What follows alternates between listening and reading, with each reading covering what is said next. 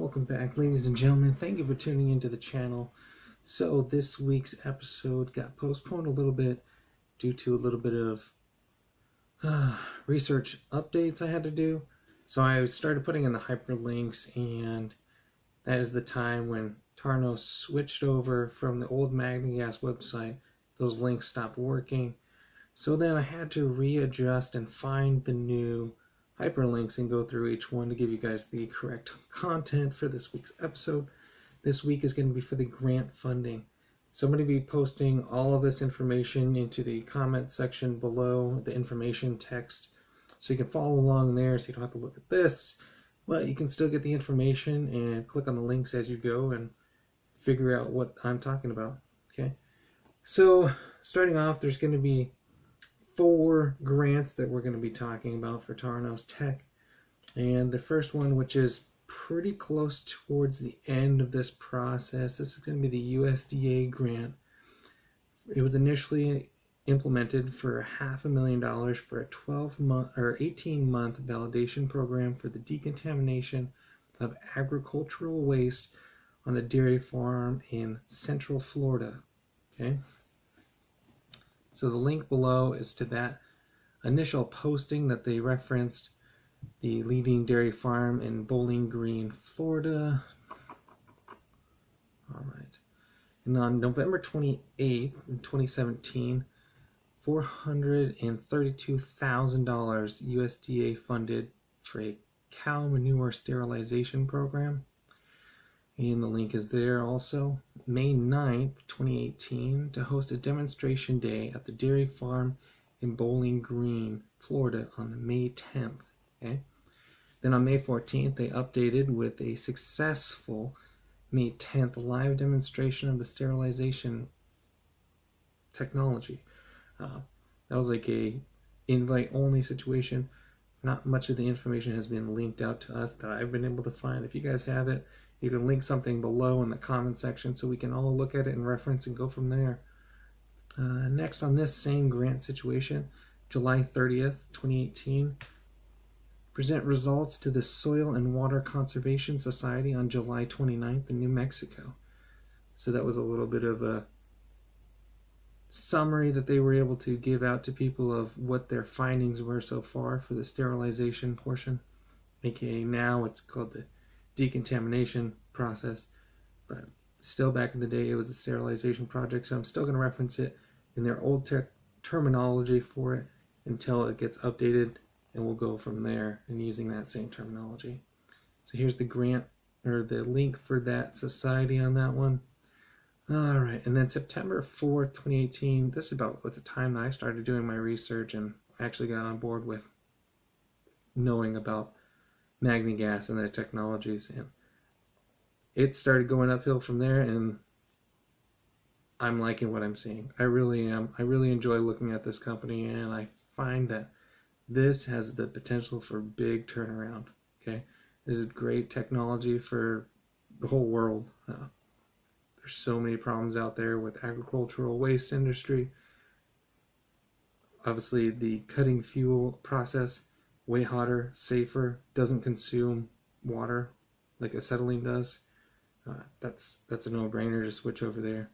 Once you get to the co-combustion side, that's a big, huge revenue source right there. So once they get the gas form to a liquid, I think this is going to extremely benefit us, going to the third revenue stream on that aspect. But let me get back on topic. So October 23rd in 2018, the second USDA Demonstration Day completion of phase 2 of 4 of testing. Okay, and there's the link to that, showing that reference on there. And I believe that is the latest, quote-unquote, up-to-date.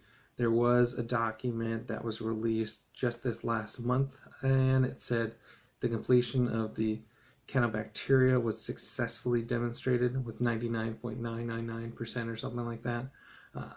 So the results have came back. I believe MagnaGas may have actually published some information upon that. But if you check on the info page under investors, you'll be able to find those links to any of their updated posts that they post out. All right, so then we're going to be moving on to the European Partnership for Eligible Grants. This is just showing a couple links where they go back and stating these are grants that we're going to be looking at. This is the process in which we're going to be doing. So they had to have a European partnership out there, or aka buying a company or investing in partnership with them. And some of that information is explained below, and then we'll go into detail of showing you what they're referring to on that. The first one we're going to go is the EASME Life Grant. And it's going to be for $7 million for a 36-month biodiesel program in northern Germany, pending an amendment for hydrogen production for transportation used to be added to the scope of funding. So that was a little adjustment. They got the initial grant, and they were trying to implement a little bit adaptation to it in order to cover more of the scope that Magnagas and the other partnership company that was trying to join in on the scope of the grant. Okay. So on March 1st, 2018, European Commission awarded the 7.2 million joint venture for eco-innovation. That's the reference to what the grant was for. And Taronis' link, I believe the upper links may have had the actual consulting and all of those references in there for what the grant is, the life grant. And you can see more detailed information on that one. Then on July 3rd, this is still pertaining to that life grant. July 3rd, 2018, announced United Kingdom Operations Magnagas Limited, based out of London, England. Okay, so that was one of the partnerships. You have two links below that reference on the July 03 is the life grant link, so you can follow along to see the progress of the steps involved needed to comply with their recommendations of what needs to be done on that grant's funding. Then on October 9th, 2018, the closure of the 7 million European Commission grant with partner Infinite Fuels. Okay, so that was the partnership that they had to do because they had to have somebody in the European marketplace, and there was a partnership where Magnagas actually bought a portion of Infinite Fuels, and there was a potential to buy more later on. You can research these. I have those in the links. I believe it's one of the top upper links that gave you more detailed information on how that was laid out for that partnership. All right, let's see what we got. All right, then we're going to go to the first Horizon 2020 grant. This is in reference to October 18th. It was for 2.5 million euros for a 24-month development of the Gen 4 gas production unit prototype. Okay, so as you know, we're on the 3rd gen. We're reaching into the 4th gen. The 4th gen has a lot of beneficial factors to it, which I'll explain here in a second.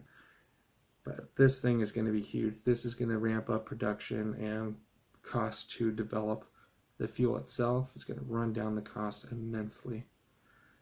Submitted initial application. Follow up this month. Oh, actually, it's April, I believe, is the deadline for the new submission for the next phase of this one. The application is pending. Partners TWI, DTI, and NEM in Europe. This grant was the Secure, Clean, and Efficient Energy Grant. The call is LCSC3 RES1 2019-2020. If you wanted to research that grant directly, you can find it on that. Okay, so the Gen 4 grant insight. Okay, this is going to give the information of what the changes are going to be for the Gen 4 gasification unit. So the Gen 4 unit to reconfigure, it's a reconfiguration to increase length of plasma arc by 10 times and the surface area by 5 times. Production estimates 3 to 5 times current levels of production. That's pretty good. And 90% pass efficiency, also very good. That's going to be a more cleaner, fueler energy production on that aspect. The labor and power reduction for production by 70 to 80%. So that's going to be their energy cost to run the machines. It's going to be going down 70 to 80% of the initial Gen 3 models. Next step, April, for approval for more comprehensive proposal. So they put in their initial proposal, so they have to have it reviewed by the board that's going through the Horizon 2020 grants. And they say, okay, that looks good. We'll take you through the preliminary. That's where we're at now. And we're looking at the final validation next month, where we have to comprise more detailed information into what exactly is happening, who the partnerships are, more in-depth, thorough breakdown of how the money is going to be spent, pretty much.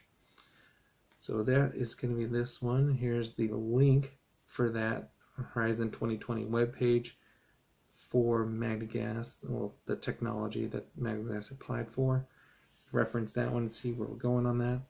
Then we also have the Horizon 2020 February 19th for a 2.8 million euros. It's for a 24-month mobile wastewater decontamination demo in the Netherlands. See, that's the reference where we're switching back to the new terminology of the decontamination instead of the sterilization. Addressing agricultural, pharmaceutical, and medical wastes, pending partnerships after submission of application. Q1 expected filing coming up any time now. I believe it's next month, but it could be the end of this month that we'll see the application for that grant. And then we'll be hearing the results or the secondary phase for the first Horizon 2020 grant. So we have two big grants going for us right now for the other technologies. So that's going to be key to expanding what we're at now. And if I'm not mistaken, they just passed a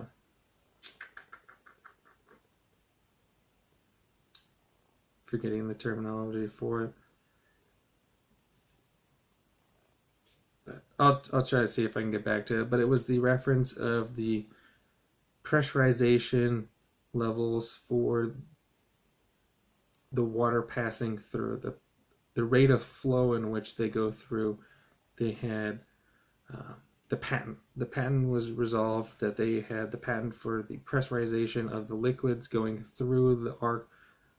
So that is going to be locking in the fact that MagnaGas has the technology patented and under their exclusive use of that technology, using that form to create the energy under a submerged plasma arc, pressurized, regulated, so it can control the speed in which the items are going through that are getting burned off. So that's where the added increase of production for the 80% of efficiency for the first pass, as well as the 70 to 80% of energy consumption use. So these are a couple links to that, showing you how that whole works. Next step.